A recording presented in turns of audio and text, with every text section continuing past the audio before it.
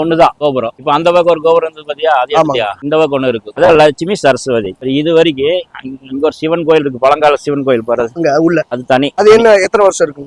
அது இதே கணக்குதான். இதே ஆமா, ஆதி காலம். அது காரமட கண்ட்ரோல், கோயில் கண்ட்ரோல் இருக்கு.